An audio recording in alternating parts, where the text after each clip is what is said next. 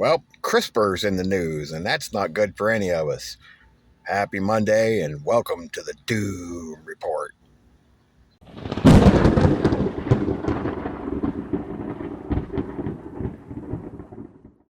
The headline says Intellia Therapeutics says its CRISPR-based treatment has succeeded in pivotal trials. Now, if you don't know what CRISPR is gene therapy, and they want to use this to edit your hereditary algorithms and prevent conditions that may cause life-threatening diseases. Well, okay, fine, but it's eugenics. That's exactly what it is.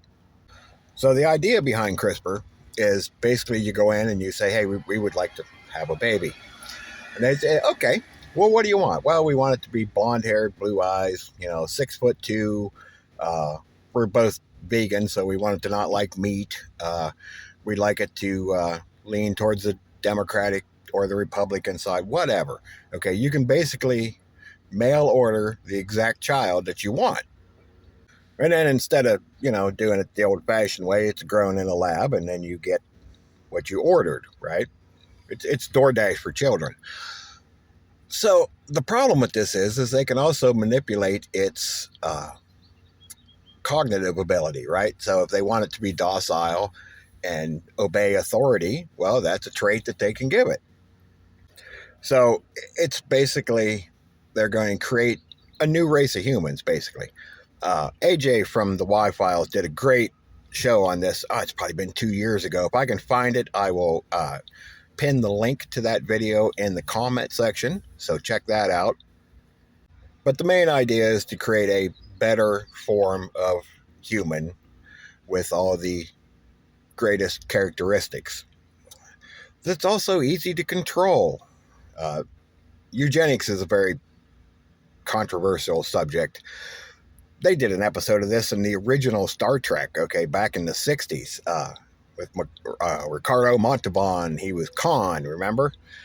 If you've seen that. If not, they did a movie about it where Ricardo Montalban came back to play Khan back in like the 80s, like 30 years later. So that was kind of cool. But they're going to create a new form of better human. And the fear behind this is they're going to create a race that's easy to control and is smarter and faster and whatever, So it's, trust me, this is very bad. I'll link that video down in the comment section. But when I saw this pop up on the news, and of course it's from CNBC, and they're gonna, sugarcoat it, make it sound like the greatest thing since sliced bread. But they're playing God. They basically want to replace God and just do it ourselves, right? And of course it's AI driven because, why wouldn't it be? So anyway, check into that, guys. CRISPR, CRISPR, CRISPR. And now on to the rest of the news. The White House press dinner shooting raises questions over the security at the event. I don't know. I thought it seemed pretty good. He didn't get very far, so I don't really see what the issue was. Melania Trump urges ABC, not NBC, ABC, to take a stand on Jimmy Kimmel after the widow joke he made the other night. Florida's Ron DeSantis has unveiled a voting map that could add to Trump's GOP redistricting. King Charles III and Queen Camilla have arrived in the U.S. for their 4-day visit, so they came anyway. The Supreme Court is reviewing a policy by the police to use cell phone location data to find criminals. They're debating on whether or not it's a breach of privacy. Not that we have any privacy right now. Iran has offered the U.S. a deal to reopen the strait, but postpone nuclear talks, and I don't think Trump's going to go for that. Iran's flurry of diplomacy continues in Russia as Trump insists that the U.S. holds all the cards.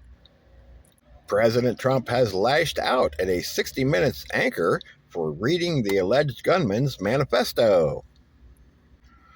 Malayan defense minister is killed in attack as jihadists and rebel forces seize towns and military bases. The state of Texas's new congressional map can be used according to the Supreme Court ruling. And now the Supreme Court is going to hear the GOP bid to block the voter-approved redistricting in the state of Virginia. The backers of the billionaire tax say they have enough signatures. Actually, they have double the amount of signatures needed to qualify to get their complaint on the ballot. NPR has reported that inflation is sucking the life out of teachers' pay raises. Well, you know what? It's not just teachers. It's everybody. Well, unless you're a government official, then it's okay. Pakistan is trying to restart the U.S.-Iran negotiations. Israeli strike kills 14 in Lebanon amid ongoing ceasefire. That, to me, that doesn't exactly sound like a ceasefire. That sounds like fire. The fast-growing Georgia wildfire is now over 31 square miles, with evacuations possible.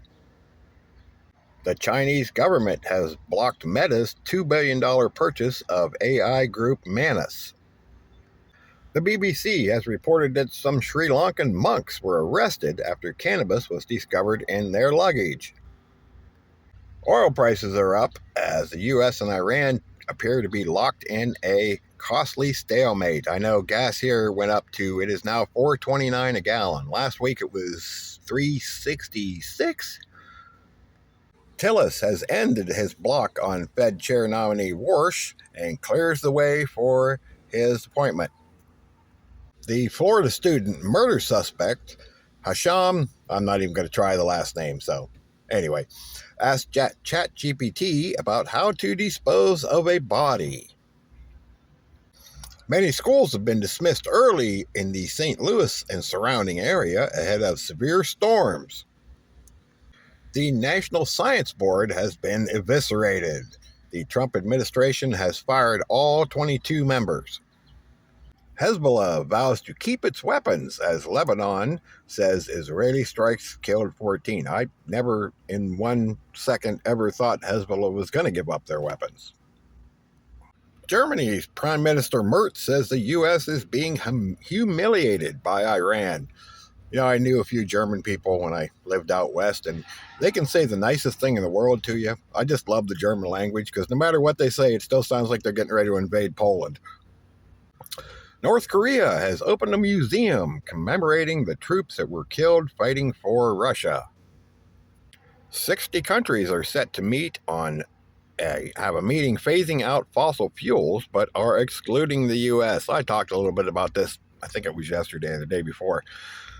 The data centers that are either built or proposed to be built are going to use twice as much energy as the U.S. can produce right now. So there's no way we're getting rid of fossil fuels. China has sent a warning to the EU over the proposed Made in Europe law. And in unrelated news, I just found this one, kind of caught my eye. CBS News is reporting that criminals are stealing elite racing pigeons. Yes, pigeons. Clashes over water access has killed at least 42 people in Chad.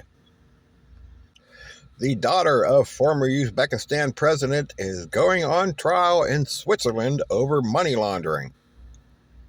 The CDC has put a delay on the infant hepatitis B shot, likely because it is due to raise the infection rate. Doesn't sound like much of a vaccine if it's going to raise the infection rate. And in news that you're not going to hear from the mainstream, we are up to, last I counted, 61 warehouse fires. Let me repeat that, 61 warehouse fires.